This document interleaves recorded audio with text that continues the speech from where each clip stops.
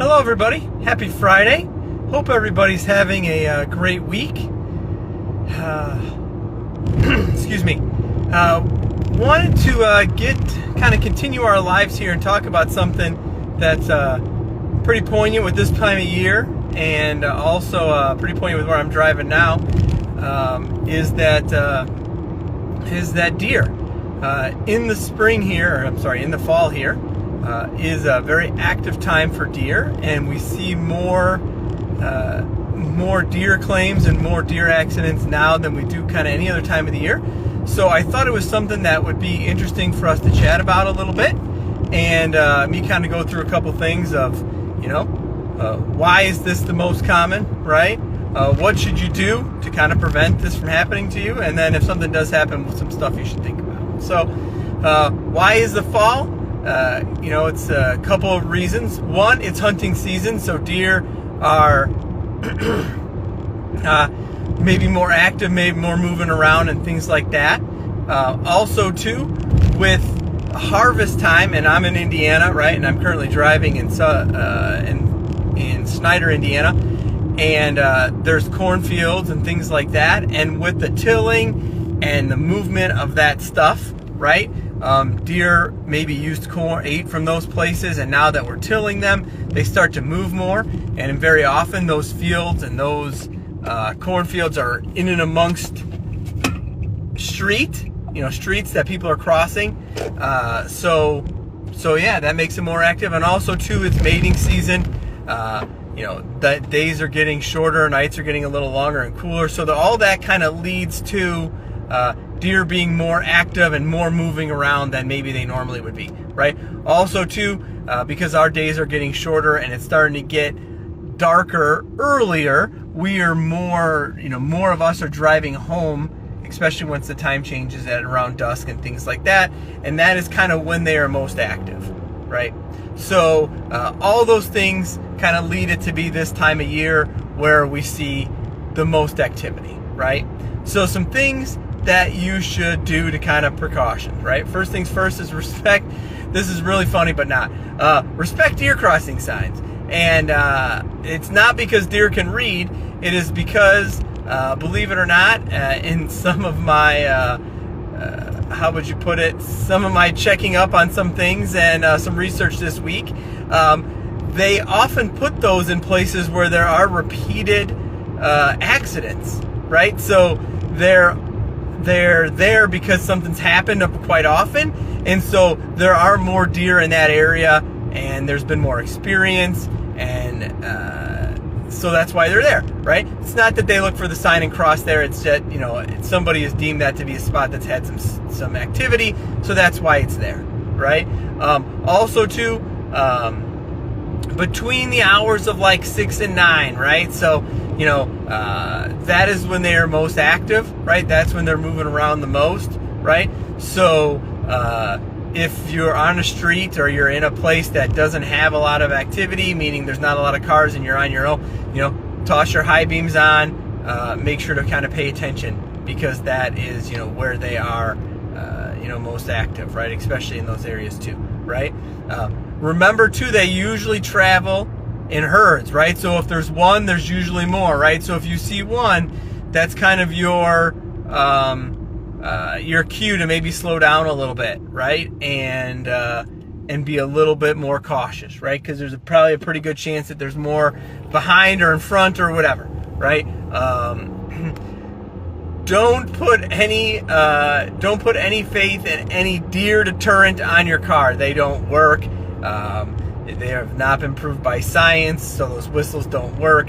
So just be mindful that us being attentive and paying attention is usually the best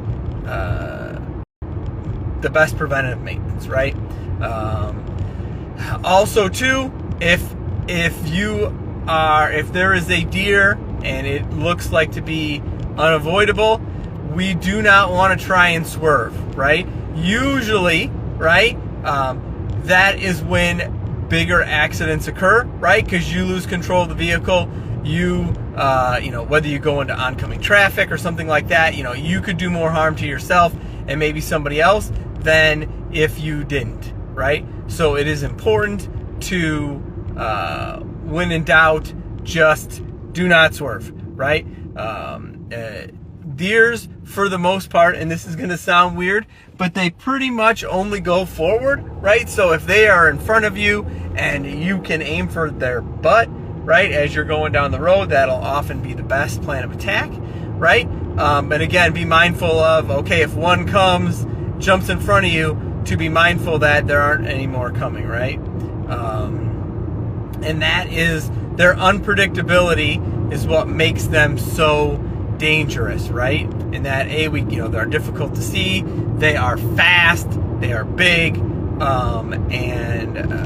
yes. So it is important that be mindful. Again, no swerving, right? Especially here in Northwest Indiana and on roads like this. There's very often if there's trees on the sides, or where I'm at currently, if there's those little we'll call them ditches, right? You're going to do more damage to yourself in the car than if you would just stay on the road, no swerving, and just be mindful. And hey, if you hit the back of the deer or something happens, that that's okay, right? That is not the end of the world, right? Now let's get into, okay, if something happens and you're in an accident, right? Now, important to know, right? And this is an insurance thing, right? This is not, this is just some little funny thing of how it is. If you get into an accident, right? If you swerve to miss the deer and you hit a pole, or you crash your car, or you're in a ditch, that is a collision, right? That would be handled under your collision deductible, right? If you have full coverage. If you are in an accident and you hit the deer and nothing else, that is a comprehensive claim, right? Because it's an animal and it's comprehensive. I understand. This is just, I don't make the rules. That's just the way it is. So I would always tell you that if you could have one or the other, the comprehensive is better. And it is not looked at like an accident. So again, that leads to, don't be afraid, aim for the deer in the back, and you'll be okay. So with that said, if something happens, pull over, move to the side of the road. If it is dark out, leave your lights on, leave your flashers on. Do all of that, right? Make sure that you can be seen, right?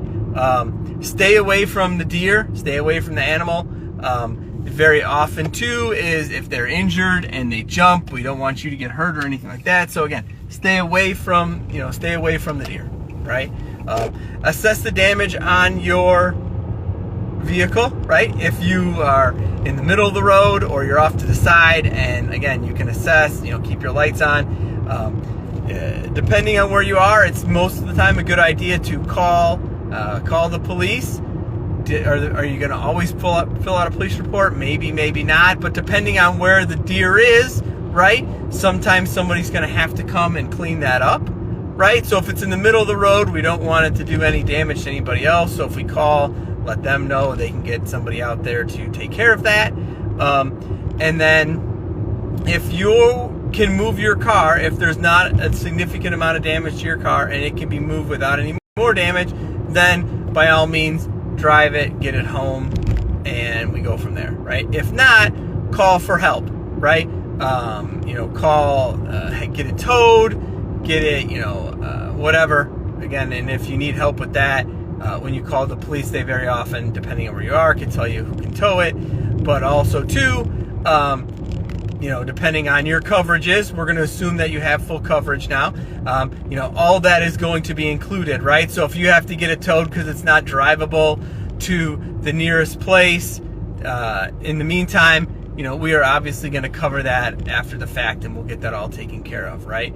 From there, you're going to give your agent a call, you're going to give me a call, we're going to go through it. If it's not a significant amount of damage and your car's drivable and you go home and you're not sure, maybe we're going to get an estimate and see if it's under your deductible or something like that. But if not, we're going to get that claim started and then get everything together so that we can make it as simple as possible, right? So yeah, hopefully you never have a pointed confrontation with deer and you won't have to do anything. But in the event that something does happen, this is some good information that I hope that you could use. And if you have any questions about this or anything else, don't hesitate to give me a call, hit me up on DM, whatever. Hope everybody has a great weekend and a great start to the fall, and we'll see you in a couple weeks. Thanks.